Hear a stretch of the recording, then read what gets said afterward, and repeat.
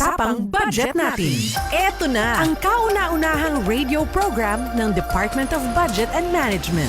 Magpapaliwanag sa mga proseso ng paglalaan at pamamahala ng pondo ng bansa para sa kaalaman ng bawat mamamayan. Bawat tanong sasagutin, bawat haka-haka lilinawin, bawat impormasyon detalyadong tatalakayin. Usapang Budget Natin kasama sina DBM Undersecretary Goddess Hope Libiran at R. Vargas dito sa Radyo Pilipinas 738 AM.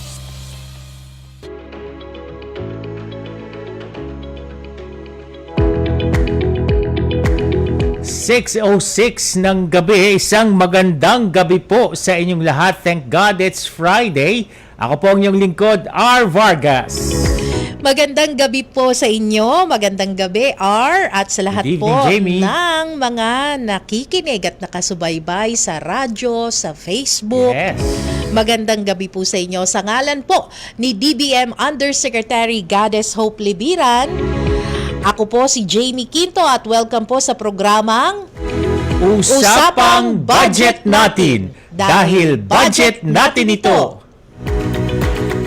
Ang ating pong programa, mga kaibigan, ay hatid sa inyo ng Department of Budget and Management at napapakinggan tayo sa pamagitan ng Radyo Pilipinas 738 kHz sa pihitan po ng inyong mga radyo sa AM band. Tama ka naman dyan, R. At sabay din po tayong napapanood sa Channel 3 kung gumagamit po kayo ng TV Plus. At kung kayo naman po ay gumagamit ng Affordabox, kami po ay nasa channels 45 to 49. At syempre, live din po tayong napapanood via Facebook ng Radyo Pilipinas at ng Facebook page ng Philippine Information Agency.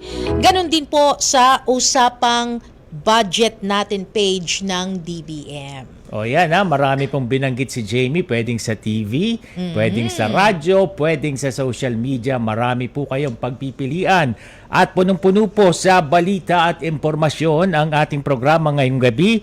At maya-maya po makakasama natin via Zoom si DBM Region 9 Director Mark Louie Martin. Pero bago yan, narito muna ang ating Budget News. Usapang Budget Natin. Budget News.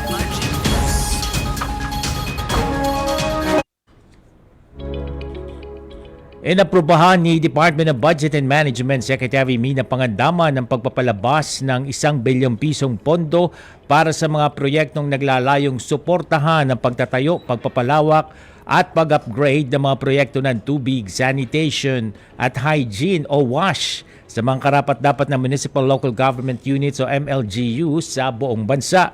Sakop ng programa ang 75 benepisyaryong MLGU sa buong bansa mula 4th hanggang 6th income classes. Ang pangakong ito ng national government na mag-ambag sa pagkamit ng Sustainable Development Goal number 6 ay isinasagawa upang pangunahan ng pang-ekonomiya at panlipunang pagbabago na itinatayo sa sustainable, matatag at integrated na sistema ng infrastruktura ng water resource bilang matibay na pundasyon at bahagi ng bagong Pilipinas na isinusulong ni Pangulong Ferdinand R. Marcos Jr. 6:08 in the evening, dumalo po si Department of Budget and Management Secretary Amina Pangandaman sa selebrasyon ng ika-75 taong anibersaryo ng pagkakatatag ng diplomatic relations sa pagitan ng Pilipinas at ng Thailand nitong June 14, 2024. Ayon po kay Secretary Mina, tiwala siya na magpapatuloy ang pagtutulungan, pagkakaibigan at ang malalim na ugnayan ng Pilipinas at Thailand sa mga darating pang taon. Pinangunahan ni Ambassador of the Kingdom of Thailand to the Republic of the Philippines, His Excellency Mr. Tul Traisorat, ang nasabing selebrasyon. Dumalo rin sa selebrasyon si First Lady of the Philippines, Luis Araneta Marcos, habang kasama naman ni Secretary Mina sina DBM Undersecretary Margo Marie Salcedo at Wilford Will Wong. Good news naman mga kaibigan, inaprobahan ni DBM Secretary Mina Pangandaman ang pagpapalabas ng 14.046 bilyong pisong pondo para sa pensyon ng mga retiradong sundalo mula Hulyo hanggang Setyembre 2024. Layunin nito ang bigyang halaga at pagkilala ang serbisyo at sakripisyo ng may 139,172 mga bagong bayani. Dagdag pa ng Budget Secretary, bahagi rin ito ng isinusulong na bagong Pilipinas ni Pangulong Ferdinand R. Marcos Jr. kung saan walang Pilipino ang maiiwan. Kukunin ang pondo mula sa Pension and Gratuity Fund sa ilalim ng Fiscal Year 2024 General Appropriations Act. Alinsunod naman, ito'y good news pa rin po.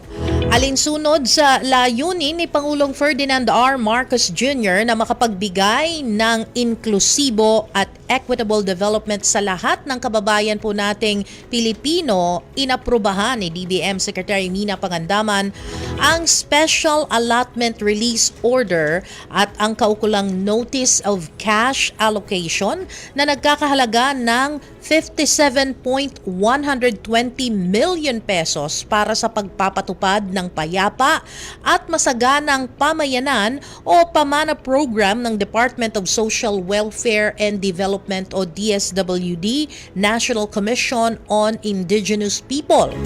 Layunin ng pamana na isang programa sa ilalim ng patnubay ng DSWD-NCIP na isulong ang kapayapaan at pag-unlad sa mga lugar na apektado ng sigalot sa pamamagitan ng iba't ibang socio-economic intervention. Partikular na mapupunta ang pondo sa Educational Assistance Program ng pamana upang iangat ang mga indigenous communities sa pamamagitan ng pagtiyak na ang mga mag-aaral sa mga rehiyong ito ay may access sa dekalidad na edukasyon at pinahusay na mga oportunidad para sa mas maayos na kinabukasan. Sa iba pang tampok na balita, kinilala ng Department of Budget and Management sa panguna ni Secretary Mina Pangandaman ang mga natatangi nitong opisyal at kawani sa ginanap na Loyalty Awarding Ceremony sa DBM Central Office nitong June 5, 2024. Ayon sa kalihim, malaking bagay ang katapatan na patuloy na ibinibigay ng mga kawani sa DBM. Binigyang parangal sa seremonya ang 22 opisyal at kawani ng DBM na naglingkod ng 10, 15, 20, 25, 30 at 40 taon. Kasama ni Secretary Mina sa pagpaparangal sila Undersecretaries Janet Abuel at Wilfred Wilwong at Acting Assistant Secretary Ramon Vicente Asuncion. 6:13 in the evening.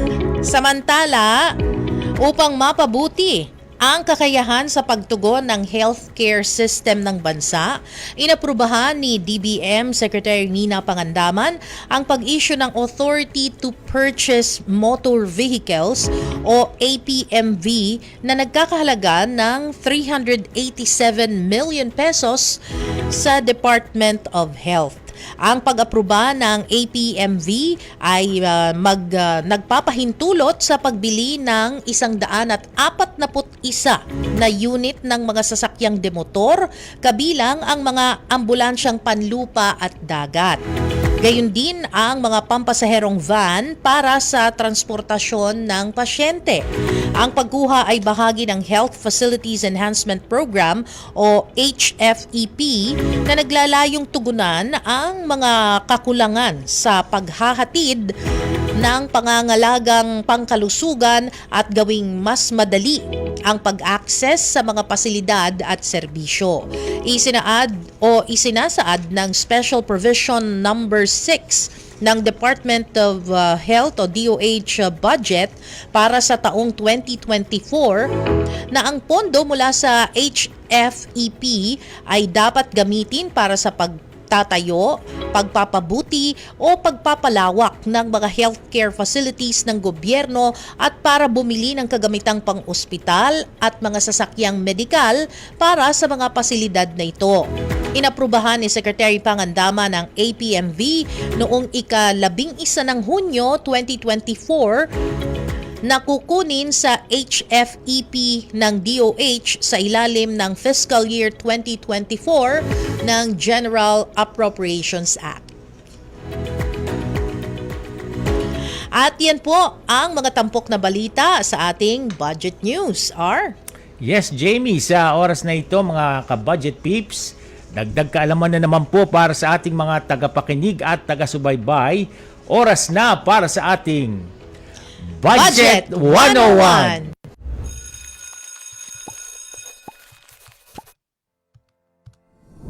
Hello, Budget Peeps! Siguradong makaka-relate ang mga local budget officer natin sa episode na ito ng Budget 101 dahil tatalakayin natin ang Public Financial Management o PFM. Kaya tara, pag-usapan natin ang isa sa mga mahalagang aspeto sa pamamahala ng pambansang pondo. Ang Public Financial Management o PFM ay tumutukoy sa mga pamamaraan ng gobyerno upang pataasin ang pondo nito na maaaring sa anyo ng taxes, customs duties at iba pang maaaring pagkunan ng pondo. Napapaloob din sa PFM ang pamamahala ng nakalaang pondo sa iba't ibang sektor gaya ng edukasyon, kalusugan, infrastruktura, seguridad at iba pa. Kaugnay nito, isinusulong ng Department of Budget and Management sa pangunguna ni Secretary Mina F. Pangandaman ang PFMCP or Public Financial Management Competency Program. Layon ng PFMCP na hasain ang kakayahan ng mga PFM practitioners sa bansa upang mapairal ang financial accountability at ang epektibong resource management. Dahil sa bagong Pilipinas, ang bawat serbisyo at programa ng gobyerno ay naihahatid ng tama at epesyente sa bawat mamamayan. Naway naging malinaw sa inyo kung ano ang ibig sabihin ng Public Financial Management. Magkita-kita muli tayo sa susunod na linggo dito sa Budget 101.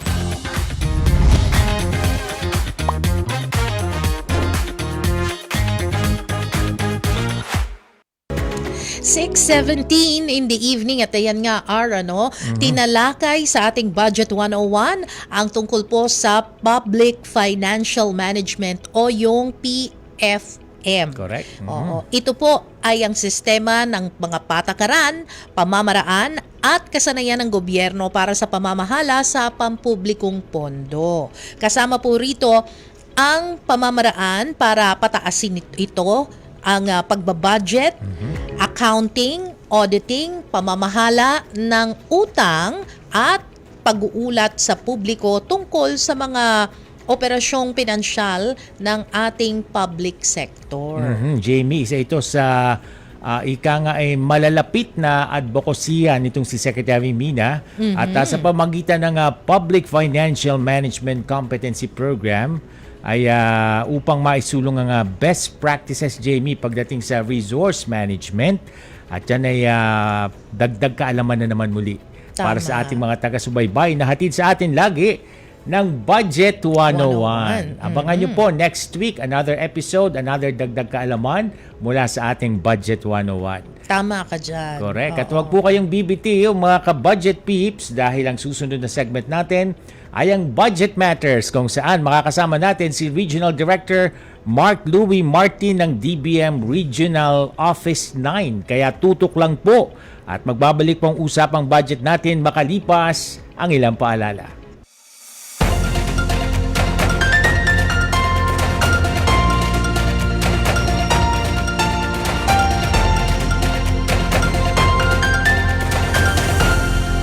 Sa komentaryo, patas at matalino. Alam nyo naman, both houses dapat yan eh. Hindi naman po pwedeng dyan lang sa Senado, hindi naman po pwedeng dito lang sa Kamara. Sa dami po ng mga magsasaka na nangangarap na mabigyan po ng pagkakataong maibenta kanilang mga produkto dito po sa Maynila. Fake news, binubura, tinutuwid mga binaluktot na balita. Na-interview pa nga natin ng PhilHealth dito. Pinupush nga po nila yung karagdagang premium. Ayon sa FDA kasi ay ginawa, alisunod na rin tinatawag na CREATE Law. Radyo Pilipinas, 7:38 AM. Sa balita't impormasyon, tapat sa pag-uulat. Radyo Pilipinas is on Viber. Viber One tap and swipe. Nandyan na lahat. Receive credible news and information. Pati mga trending topics at videos. Sure na meron dito niyan. Stay on track with Radyo Pilipinas on Viber. Pick up real news. Catch the latest and biggest stories. Search Radyo Pilipinas on Viber and hop in to our community. Kayo po ay nakikinig sa Radyo Pilipinas. Radyo Pilipinas, 738 AM.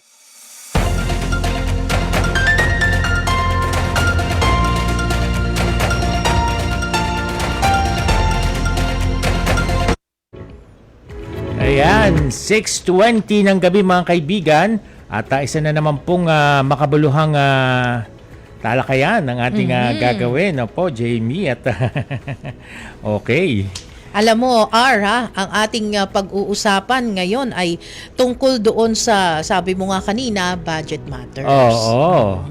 At palagian, kapag ka budget matters, sa totoo lang, ako po ay laging excited dahil, syempre, kapag ka ngayong budget season, napakahalaga po na malaman natin saan napupunta ang pondo ng gobyerno. Correct. At tayo po ay napapakinggan sa pamagitan ng Radyo Pilipinas 738 kHz. Sa pihitan po yan ng inyong mga radyo. At syempre, Jamie, sabay tayong napapanood sa TV sa Facebook Live din at Philippine Information Agency na Facebook din at sa usapang budget natin page ng DBM. Kaya naman, sinasabi mo na nga, ito na nga yung ating tampok ngayon. Dumako na po tayo sa ating Budget Matters.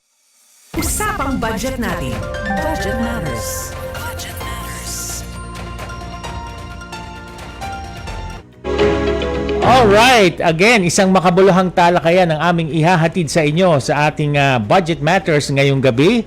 At ngayon po ay aalamin natin yung mga programa, mga proyekto at nakalaang budget dyan, Jamie, sa Department of Budget and Management, Region 9. Oo. Ano bang sakop itong Region 9? Oo, alamin natin yan. Oo. Ayan. Mabuti at mukhang nasa kabilang line na ata natin. Oo. Kasama na po natin ngayon si Director? DBM Region 9 Director, Mark Louis Martin via Zoom. Maraming salamat po sa inyong pagsama sa amin sa usapang budget natin. RD Mark, good evening po sa inyo. RD, Buenas good noches, evening po. buenas noches a todos. Buenas noches ng mga bibientes di Zamboanga. Ngayong gabi sa Zamboanga Peninsula. Jabacano. Ayun. Region Oo, 9 pala, Zamboanga. Zamboanga. Yes, oo. At RD, maaari nyo po bang ibahagi sa amin paano kayo nagsimula yung career po ninyo sa Department of Budget and Management? Kailan po nagsimula ang inyong serbisyo? Yes po, marami pong salamat. I started actually sa private company, no. Isang auditing firm, yung SGB and Company, and Ay. I was assigned sa Davao before. Pero it was a short stint kasi sabi ko parang mahirap kasi wala akong family doon sa Davao at that time. So I went back here in Zamboanga and I applied for a government post. So I was not really expecting na it will be DBM na mag-a-accept sa akin, no? Kasi marami akong in-applyan at that time. But it was DBM who hired me. So I started as a budget and management specialist too. And then I rose from the ranks, no? So from being a specialist to naging senior budget specialist ako. And then I became a supervisor. And then shortly after, I also was promoted as a division chief. And then nung magsimula na pong mag-retire yung amin pong tinatawag na mga pioneers, no? By the way, just a quick background, yung pong DBM regional office natin dito sa Region 9 ay 47 years in existence na po siya. So may mga pioneers kami na 47. nag-retire na. So it's now mga newbies na yung mga pumapalit.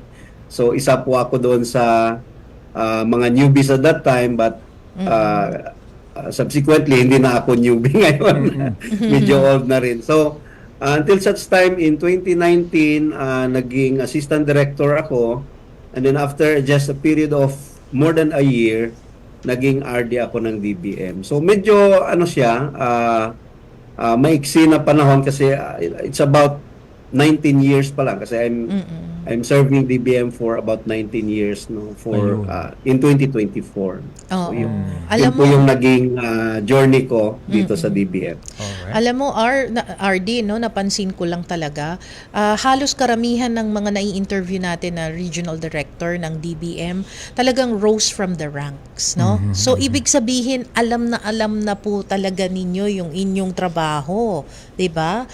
Ano-ano ho yung mga masasabi ho natin na high impact projects ng gobyerno? Actually dito sa Zamboanga City alone, napakarami pong high impact projects. By the way, just to highlight yung coverage po ng Region 9. Opo. It includes yung tatlo pong provinces, yung Zamboanga del Norte, Zamboanga del Sur, Zamboanga Zamboanga. Sibugay, Okay. and we also have a highly urbanized city. Ito na nga po yung Zamboanga City kung saan naka-station po yung ating regional office. And aside from that, yung mga island provinces po ng BARM are still within the functional jurisdiction of the DBM Regional Office 9. So, ito pong tatlong probinsya na Basilan, Sulu at saka Tawi-Tawi ay within pa rin sa aming jurisdiction. So, kami po ay bumibisita rin doon sa area na yon. But in so far as dito sa Zamboanga, yung mga high impact projects na nagawa at saka ginagawa pa until now ay yung pong kauna-unahang flyover ng City of Zamboanga. Actually, it's not just City of Zamboanga, rather it's buong Region 9. Ito yung kauna-unahang flyover namin to help decongest yung pong traffic within yung Governor Camins na road dito sa Zamboanga. Malapit po yun sa airport. That's the first one. The second one is yung pong New Zamboanga International Airport, Kasi yung pong airport natin ngayon dito sa Zamboanga medyo crowded na po siya. So there's that project na ililipat po siya to medyo malayo siya sa city, like in the case of Davao and Cagayan de Oro or even Iloilo, na malayo po yung kanilang airport. So yun din po ang ginagawa ng city to decongest yung pong urban area natin. So as of now, nasa acquisition pa lang po ng mga lots nung New Zamboanga Airport. Then we also have other road projects mostly kasi yung road connectivity talaga ay kailangan kasi yung Zamboanga City kasi is at the farthest end, So yung connectivity ngayon ng Zamboanga with the province of Zamboanga del Norte, yung pinakahuling municipality which is the municipality of Sibuco, connected na po yan, yung tinatawag namin na Zamboanga West Coast Road. Mahaba po yung stretch na yan. So hindi na po mag-iikot katulad dati, maglalakbay pa, iikot pa sa municipality of Liloy, yung iba dito dadaan sa municipality of I think it's Artilim or Tungawan, just to reach that area. But this time, pwede nang dumaan sa kabila, Coastal Road, through the Zamboanga West Coast Road. Ayun. And then, yung pinakamagandang project din na nakita ko, just actually last week, I visited the island of Olutanga, It's an isolated area, part siya ng province of Zamboanga, Sibugay.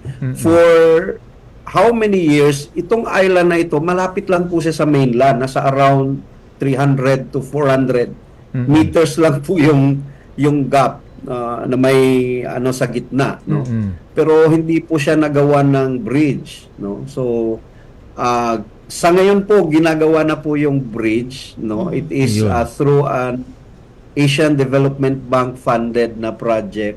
And even yung stretch ng road, from the mainland going to the island, which comprise 3 municipalities nandun na sa island, ay malapit na pong maikonekta. So ito po ay magandang programa or magandang proyekto kasi mas mapabilis po yung movement ng tao. At the same time, yung pong mga goods, no, at saka yung mga fishery products kasi they're really rich on the fishery and marine resources.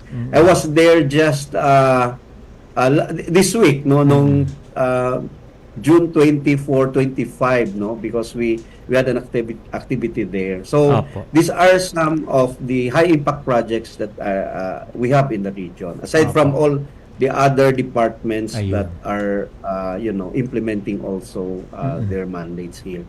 RD, kumustahin naman po namin yung budget utilization ng mga implementing agencies po dyan sa inyong rehiyon? Yes sir, no.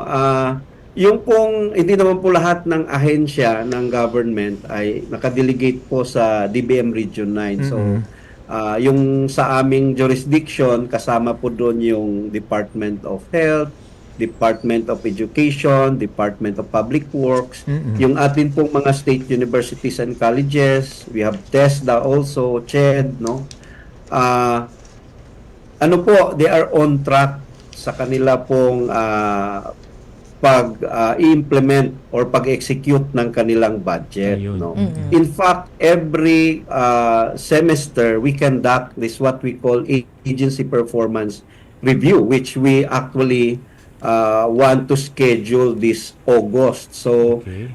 but insofar as mga reports nung first 2 quarters na nakikita namin na mga pumapasok na reports, on track naman po yung aming mga ahensya, yung mga nakadelegate sa amin. Opo. And just for information, nakapag-issue na po kami ng second semester requirements. So, kumbaga, yung kabuuan ng July to December na cash requirements for the implementation or for the execution of the second half of the year is already with the concerned agencies. So, isa sa mga requirement kasi namin bago kami mag-release ay makita muna namin yung utilization Opo. rate ng mga ahensya. So, nai-release na po namin yan. Yan po yung magandang balita for the agency so that by July 1, that will be on Monday, mayroon na pong pera yung mga ahensya natin for the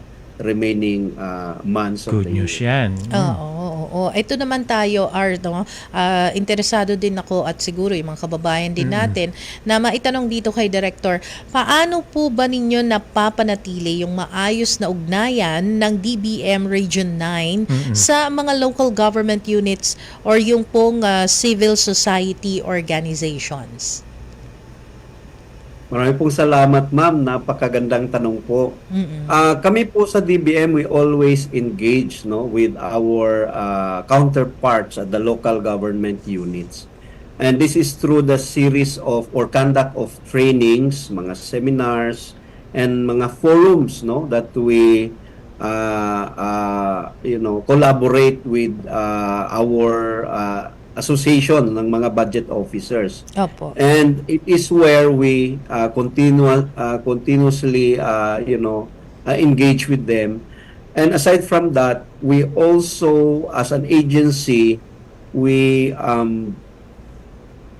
we participate in the Regional Development Council activities, mga interagency meetings, mga sectoral committee meetings of the Regional Development Council, which in Region 9 mostly are being chaired by civil society organizations or our people's organizations partners. So we normally engage with them through the development councils established for the purpose. Oo. Tamang-tama pala yung natin kanina, Budget 101, Jamie. Tama, oo. Napag-usapan natin yung tungkol sa PFM. Kaya naman, RD, kukumustahin po namin yung isinagawang Public Financial Management Competency Program dyan po sa inyo sa Zamboanga last week. Balita po namin may mahalagang inanunsyo si Secretary Mina doon. Yes, tama-tama po yun, sir, napaka-loaded po nung ginawang Public Financial Management Competency Program last June 19 to June 21. You can just imagine, first day pa lang dumating si Yusek Margot Salcedo On the second day, nandun si Yusek Wilford Wong. On the last day, nandun si Assistant Secretary Rolly Toledo, na ngayon kaka-promote na naging Undersecretary na. Congrats to Yusek Rolly. Napaka-loaded. We've so far reached 619 local public financial management practitioners, and they were so happy. We were also glad doon sa outcome po ng atin pong PFMCP. In fact, nag-invite po kami ng dalawang local chief executive, no, si Governor Dulce Ann Hofer of the province of Zamboanga, Sibugay. We also invited Mayor John Dalipe of the city of Zamboanga, and they gave their all-out support to the Public Financial Management Competency Program. And we're so glad na talagang nandun sila, no, to really devote their time for the PFMCP. And yun nga, gusto namin na magkaroon pa ng maraming PFMCP runs in the region, no? Kasi nga nakita na namin na napaka-overwhelming nung support ng ating local PFM as well as yung ating mga LGU officials. So yun po ang kagandahan ng ating nagawang PFMCP. It was actually followed thereafter on June 21 ng tinatawag natin na OG Pinas, no? Yung Open Government Partnership. Actually, yung sa OG Pinas and even during sa PFMCP, nung nagbigay ng mensahe po si Secretary Amena Pangandaman ng DBM, meron po siyang in-announce, no? May announcement siyang ginawa that by 2025, sometime February, it will be the Philippines who will host the Open Government Partnership Asia and Pacific Regional Meeting. So, kami ay excited na mangyayari po ito at tayo po ang mag-host, no? Dito sa Pilipinas. So, that will be sometime February. Yes. Yun po yung kanyang naging announcement no time na ito. Opo. And I understand, Director, no, na gaganampin daw po yung BOM rollout, reassessment ng LG using PF Math at SK Budgeting Course, no? Baka pwede nyo ho kaming pahapyawan ng mabilis na ano ho ba itong mga activities na ito? Yes, ito po ay mga continuous initiative ng atin pong department, sa Department of Budget and Management, to really further strengthen the capacities of the local PFM practitioners. So yung pong ating budget operations manual, gagawin po namin yan by August 7 to 9, and we've invited really the from the central office of the DBM sina Yusek Janet Abuel, Director Ryan Lita, Director Aris Makaspak, kasi sila po yung mga authors ng ating Budget Operations Manual 2023 edition. So this is to further strengthen capacities of our local PFM practitioners. Doon naman sa reassessment ng PFM using the EPIF Math, this is in anticipation doon sa policy, no, eventually na yung pong PFM ay gagawing isang criteria doon sa SGLG, yung pong Seal of Good Local Governance ni DILG. And therefore, kailangan naming ma-retrain and makapag-conduct ng reassessment yung mga LGUs to prepare them. Kasi kung hindi, baka hindi sila papasa doon sa SGLG, no? Yun po yung gagawin namin this July, no? Towards the end of July. Yung sa SK naman, alam ko na assume lang ng ating mga SK officials kasi election was last year. We want to teach our SK the proper way of budgeting and the proper way of utilizing their budget. Under Republic Act 10742 po kasi, they are considered autonomous. Kumbaga, binigyan sila ng fiscal independence. So, at that very young age, we want them to really know the proper way of doing things, including kasama na po doon yung procurement, no? So we include that as part of our module. So Ayun. yung atin pong mga SK, we are expecting na they will be receptive of this training this coming July, towards the end of July po. Okay. Opo, RD, baka meron kayong karagdagang mabilis na mensahe sa inyong mga kababayan. Go ahead, sir. Marami pong salamat, no, for this opportunity. Napakalaking bagay po na naging bahagi po ng inyong programa. Unang-una pa, magpapasalamat po ako kay Yusek Gades Libiran for making this opportunity possible. And of course, pwede ba mag-shout out? Ay, sige po, go ahead po. Aking napaka-supportive na may bahay. Ayun. Wife, si Binong Silo po. Ayan. Good evening Message po. ko po para sa lahat. Ito po, no, sa pagbabudget, dapat lang po nating alamin ang atin pong mga priorities. Sigurado po yan, hindi po tayo magkaka-deficit. And sa aking mga colleagues sa public service, sa government service, remember, an honest peso po is always better than a stolen 100. Ayan. Sama-sama po tayo para sa bagong Pilipinas. Keep safe and have a happy weekend, everyone. Thank you po. Thank you Thank po, you. Director. Mabuhay po kayo. Yes, si DBM Region 9 Director Mark Louie Martin. Maraming salamat po sa inyong oras na inilaan sa amin sa aming programa ngayong gabi. Samantala, sa susunod po nating talakayan, usapang pampaganda at usapang budget pa rin. Oo. Gusto ko yan. Ayun, oo. Dahil pag-uusapan natin ang tungkol sa career journey ng isang lady entrepreneur na isa ring, kung di ako nagkakamali, writer din sa telebisyon, Jamie. Okay. At malalaman natin sa kanya, ano ang ginawa niya sa kanyang mga kinikita. Yes. Yung mga financial challenges niya na kinakaharap, paano niya ito binabudget at iba pang inspiring stories ang mapapakinggan po natin sa ating panauhin ngayong gabi. Totoo yan, Jamie. Kaya abangan ninyo ang ating budget talks dahil makakasama natin ang isang lady entrepreneur, walang iba kundi si Miss Sol Caco Landicho. Huwag po kayong aalis at magbabalik po ang ating programang Usapang Budget Natin dahil budget natin ito.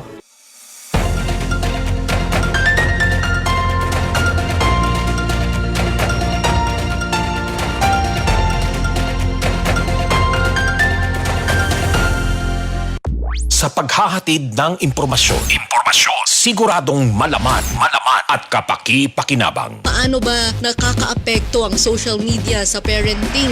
Sinabi nating heart failure, hindi na maayos mag-pump. Prenuptial agreement. Ano ho itong kasunduang ito? Bakit mahalaga ito? Magaan na talakayan ng mga paksang hindi araw-araw napapag-usapan. Tampok natin ang isang uri ng sining na kung saan binibigyang buhay ang mga lumang litrato. Ito po ang inyong programa sa Lam Radio kung saan pag-uusapan natin ang iba't ibang mga talakayan, balita at mga impormasyon. Radyo Pilipinas, 7:38 AM. Sa balita at impormasyon, tapat sa pag-uulat. Congratulations, Ronda Pilipinas, sa pagkakatanghal bilang Most Remarkable Program of the Year. Sa Philippine Golden Eagle Award Body 2024 na ginanap sa The Heritage Hotel sa Pasay City. Ronda Pilipinas, congratulations for bagging the Most Remarkable Radio Program of the Year. Ang inyong tapat na serbisyo sa bayan ay talaga namang hindi may tatanggi at litaw na litaw sa inyong programa. Kaya muli, sa mga host ng Ronda Pilipinas, Lawrence Tanhoco at Michael Rogas, at sa lahat ng tao sa likod ng programang ito, congratulations! Tunay kayong ipinagmamalaki ng buong Presidential Broadcast Service at Radyo Pilipinas. Time to celebrate kulturang Pinoy, tradisyon, musika, sining, literatura at iba pa. Anything and everything fun and Filipino. Ito ang Pinoy Kultura. Flight PR 1043, now boarding. Hey, that's us! Vacation, here we go! Always love flying the first and oldest commercial airline in Asia, our very own flag carrier, Philippine Airlines. Dreaming of love while cruising at high altitudes. Did you know this track was specifically made for Philippine Airlines back in the 70s? Composed by Jose Marichan and arranged by Ryan Cayabyab. Closer to heaven, we're 30,000 feet. Brings back good old memories at the same time creating new ones with a new generation. Oo, ang ganda pa naman ng kanta. Leave all your worries as we soar over the clouds. I don't know about you, but I always feel a sense of pride every time I see our flag carrier on airports or up flying high in the sky. They'll be shooting stars through time and space. Yan ang Pinoy kultura because our culture is cool. Kayo po ay nakikinig sa Radyo Pilipinas. Radyo Pilipinas, 738 AM.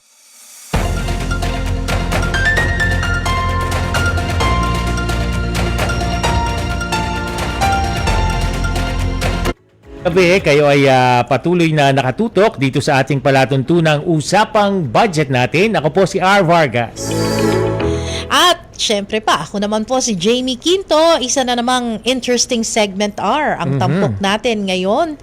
At makikipagkwentuhan po tayo sa isang lady entrepreneur kung saan ang kanyang negosyo ay nakafocus sa pagpapaganda, pag-aalaga ng balat, or maraming interesado dyan. Oo.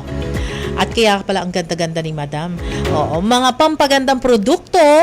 Ito po ay ang Skin Kentel na isa ngang skincare business. Ayun, oo. At kaya naman, simulan na natin ang ating oras para sa ating Budget Talks. Usapang budget natin. Budget Talks. Ayan. Bago ang ating interview, Jamie, sa ating guest ngayon, shout out muna sa mga nakatutok sa ating palatuntunan. Ayan, nawala yung mga shout out ko. Ayan, shout out from Texas, USA kay Maria Cecil Anunciacion. Yung wife ko, nakatutok din si Dine Vargas. Si Sir Richard Vargas. Nasa Davao. Sa atin. Oy, nasa Davao sila. Oo. Good evening. Ayan. Good evening po. Oo, si Michael Catalunya. Sabi niya, Brian Christ Arevalo. Sina-shoutout niya rin yata. Niya. At yung ating makisig na SG dyan sa Marulas, Valenzuela. Si Cheng Bernabe. Magandang gabi po sa inyo at sa programa. Ayan. Yung mother ko rin, Mrs. Dory Vargas, nakatutok. Ayan, from Caloocan. At si Michael Catalunya ay, ayan, nawala. Nagsha-shoutout siya. May pinapa-shoutout siya. Si Gio Tabanaw. Ayan. Alright, sige po. Ayan, dire-diretso na po tayo sa ating budget talks. Napakapalad po natin dahil napaunlakan nga tayo ng isang lady entrepreneur at wag na po nating patagalin pa. Thank you for joining us sa usapang budget natin, Miss Sol Caco Landicho. Magandang gabi po, Sir R, Miss Jamie, at sa lahat po ng nanonood ng usapang budget natin. Magandang gabi po. Ganda-ganda ni Ma'am Sol. Biruin mo ba naman skincare ang kanyang linya, ano, ha? Oo. Alamin namin sa iyo, Miss Sol, paano nagsimula itong Skin Kentel na yung skincare business at ano ba yung mga produkto na inaalok ng Skin Kentel? Actually po, nung una, nagsimula po ako bilang distributor and reseller ng iba't ibang skincare brands online. Nagtatrabaho pa po ako nung time na yun sa isang TV network as a writer. So parang nagsiserve lang siya as breather ko po, kumbaga. And then eventually, na-enjoy ko siya and nung naaral ko yung negosyo, sabi ko maganda pala yung market, maganda pala, may potential yung negosyo. So I decided po na magtayo ng sarili naming brand. And ito na po yung Skin Kentel. Yung Skin Kentel po, yung mga products niya, skincare and wellness products. So, kunyari, meron po kaming lotion na moisturizing at the same time parang may soothing effect, may parang minty, parang kang nagpaspa, ganon. Tapos, meron din po kaming mga scented candles, ganyan. And then, eventually po, nagkaroon pa kami ng isa pang brand, yung SCT Unlimited. Yun naman po, talagang focusing on skincare na, kumbaga, mas affordable, yet premium quality rin po. So, matagal na siya? Or actually, we started po 2019. Alam mo, bigla ko lang parang naalala kasi parang nag-ring ng bell itong Skin Kentel na ito. I think nung nasa way back pa, nung nasa TV rin ako, may isang nag-alok na segment producer din. Oo, mamaya chichika ko kay ma'am. Oo, pero alam mo, na-curious ako kasi syempre, 'di ba, kapag TV writer or producer, maraming pera 'yan. 'Di ba?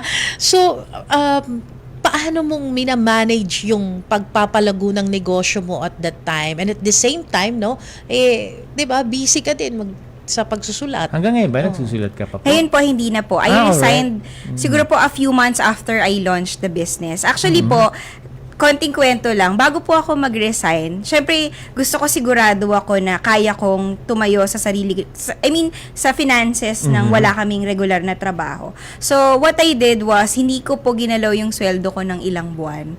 And, nung na-feel ko na kaya na kaming i-sustain ng negosyo, that's the time po na nag-decide akong mag-resign. Financially, okay naman po yung kinikita as TV writer. Pero during that time po kasi yung anak ko medyo lumalaki na.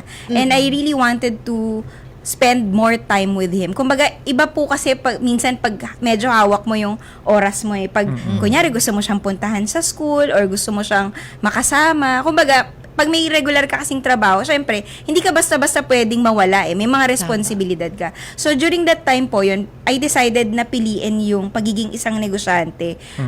Unang-una because gusto ko pong mas matutukan pa yung paglaki ng anak ko. At the same time, nung lumalaki na rin po yung negosyo, lumalago yung negosyo, dumadami na rin po yung responsibilidad. So, yung pong kinita ko yung last pay ko sa trabaho, ininvest ko po, and then yung kinikita ko po dun sa negosyo nung time na yun po yung pinaikot pa namin para lalo po siyang lumago. Bakit curious lang ako, pwedeng marami namang pasuking negosyo, pero bakit ang pinasok mo ay tungkol sa skin at sa pagpapaganda? Actually po, to be honest, bago po ito, may mga ibang negosyo na rin po kaming nasubukan. So, nagkaroon na kami ng home service massage, nagtinda na kami ng mga fresh, mga white oyster mushrooms, ganyan. So, may food, may ano.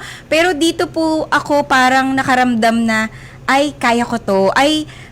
Parang na-enjoy ko siya. Actually, nagulat din po kaming mag-asawa kasi hindi naman kami masyadong interesado sa skincare before. Even my husband, parang hindi nga kami halos nagsa-skincare. Late bloomer na kami. Pero siguro po pag nagnegosyo ka, mararamdaman mo talaga na, ito yung para sa akin. Yung parang ganun po. So, yun, doon na po siya nagtuloy-tuloy. Oo, kasi tama ka, kumbaga parang sa dami ng mga kakompetensya mo sa merkado, Correct. At yung iba, syempre, meron pang mga gumagamit nga dyan na sila ay merong mga doctors, mga dermatologist. How do you formulate yung iyong paano mo products? sinimulan yung Skin Can Tell na ito? At first po, meron po kaming toll manufacturer. It's our partner toll manufacturer na FDA licensed din po. So, kunyari po, magsasabi kami sa kanya, ganito po yung produkto na gusto namin, ganito yung benefits na gusto namin, and then they will formulate it for us.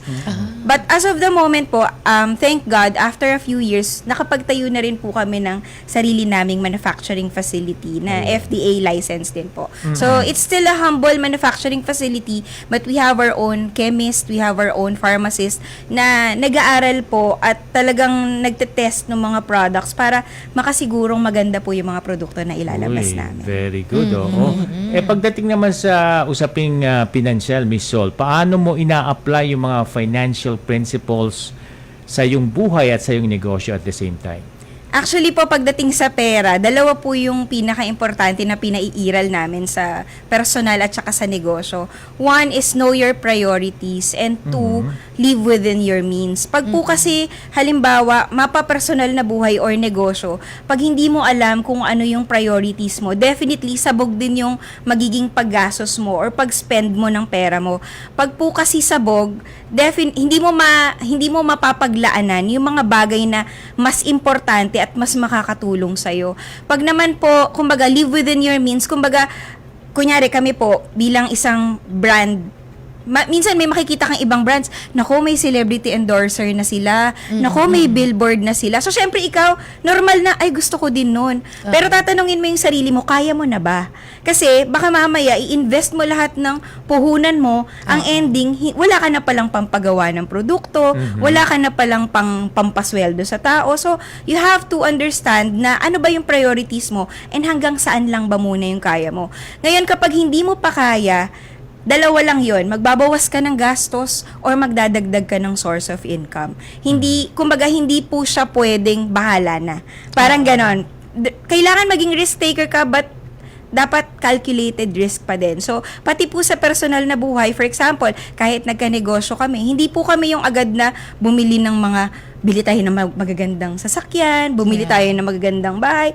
Sabi ko, ilaan muna natin sa business and then pag medyo kumikita na tayo and may sapat na tayong parang contingency funds, then that's the time na baka pwede tayong bumili yung mga bagay na feeling natin kailangan natin or gusto natin. Ang ganda yan, live within your means. Tama. Hindi ibig sabihin na pagkukuripot yun, kundi dapat alam mo yung limitasyon mo. Practical, kumbaga. Correct. Hindi naman po ibig sabihin na hindi ka na mag-e-enjoy. Pero, kailangan lang po, alam natin kung hanggang saan lang tayo dapat gumagastos at nag-e-enjoy. Para hindi po tayo sa huli nagugulat na, wala na pala akong pera. Kasi yun po yung medyo mahirap.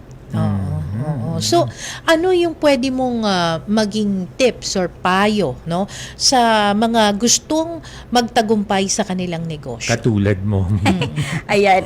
Ako po siguro, aralin pong maigi yung papasukin. Wag po tayong, kasi minsan, ang mga gustong magnegosyo, parang feeling nila, basta meron akong puhunan, okay na ako.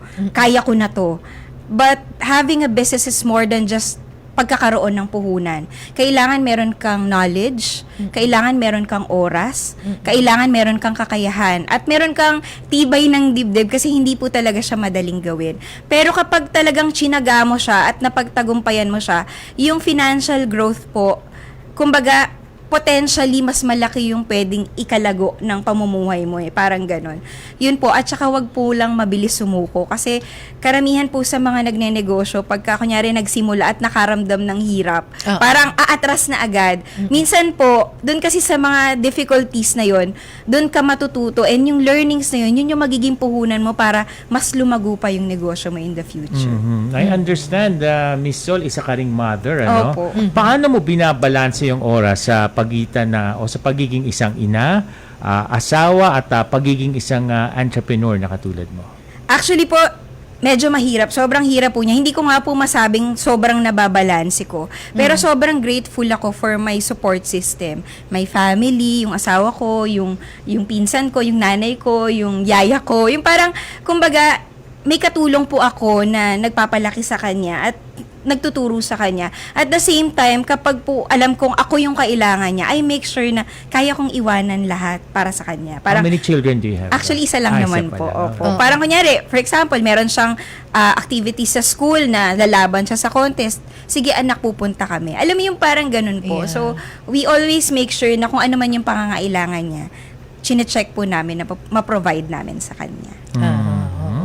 At syempre, ito yung susunod na itatanong natin yung strategies niya, no? Kapag halimbawa na burn out ka na, hindi ba naiisip mo na balik na lang ulit ako sa pagsusulat, mga ganon?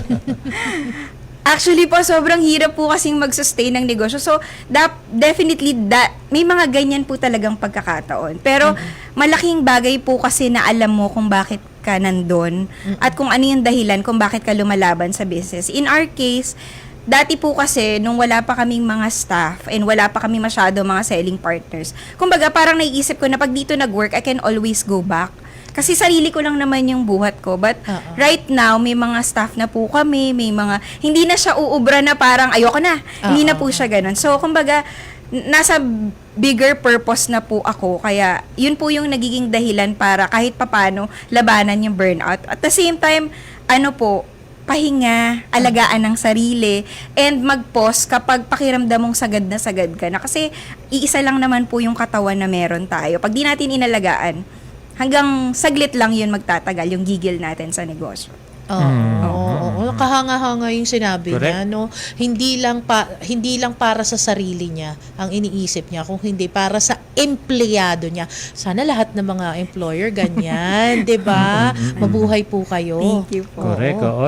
Kanina dun sa isa sa mga tips na binigay niya, dapat alamin mo yung papasukin mong negosyo. O, ano naman yung maipapayo mo dun sa mga aspiring entrepreneurs, lalo na sa panahon ngayon na mahirap ang kumita ng pera? Totoo po yan. Actually, Actually, ano yung hamon na kinakaharap niya? Correct. Opo, sobra pong, sabi ko nga po, even sa mga nakakausap ko, napakahirap pong kumita ng pera ngayon.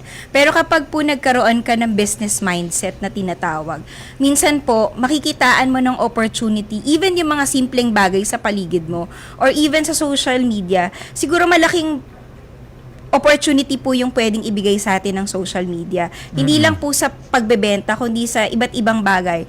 For example, content creation, marami na pong kumikita. Kumbaga, kailangan lang po natin makita yung oportunidad na nasa paligid natin. Kasi, kung sasabihin natin na wala akong makitang trabaho or hindi ako marunong, the thing is, kailangan mong tingnan at aralin.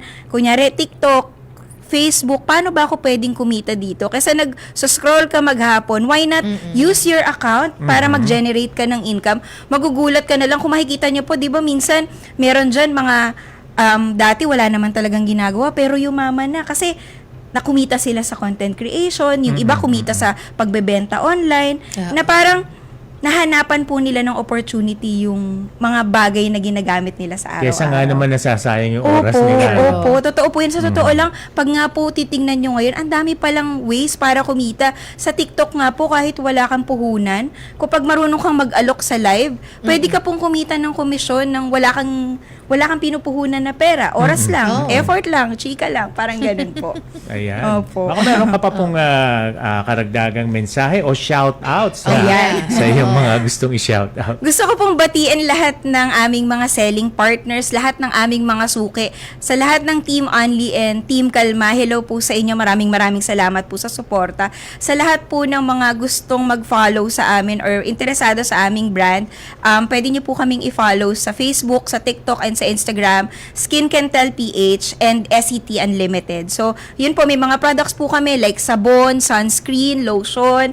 Mamili po kayo, maayos and FDA compliant po kami, so wala po kayong dapat alalahanin. Gusto ko yung Jamie, yung Team Kalma. Yes po. Dapat kalma lang tayo lahat. Opo, totoo po yan.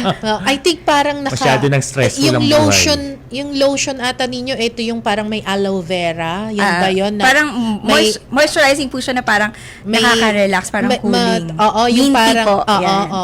Okay. Ayun, Sige, Okay, yes. sige. Maraming salamat, Miss Sol Cacolandicio, Thank you sa po. pagbabahagi mo ng oras at karanasan sa mga nakasubaybay sa atin dito sa ating program. Salamat po. Thank you po. At dyan po naman nagtatapos ang usapang budget natin sa pangalan po ni DBM Undersecretary Goddess Hope Libiran. Ako po si Jamie Quinto. Magandang gabi po sa inyo. At samahan niyo po muli kami sa susunod na Biyernes, alas 6 hanggang alas 7 ng gabi. Dito pa rin yan sa Hinpila ng Radyo Pilipinas. Napapanood din tayo sa telebisyon at syempre via Facebook Live ng Radyo Pilipinas, Philippine Information Agency at sa usapang budget natin page ng Department of Budget and Management. Nawa may napulot kayo maski paano ha? At natutunan sa ating itinampok dito sa ating programa. Antabayanan niyo po ang susunod na program, ang Salam Radio. Ako po naman si R. Vargas at ito ang Usapang Budget Natin. Dahil budget natin ito. Usapang budget natin. Kasama sina DBM Undersecretary Goddess Hope Libiran at R. Vargas. Dito sa Radyo Pilipinas, 7:38 AM. Dumalo si Pangulong Ferdinand R. Marcos Jr. sa 2024 National Employment Summit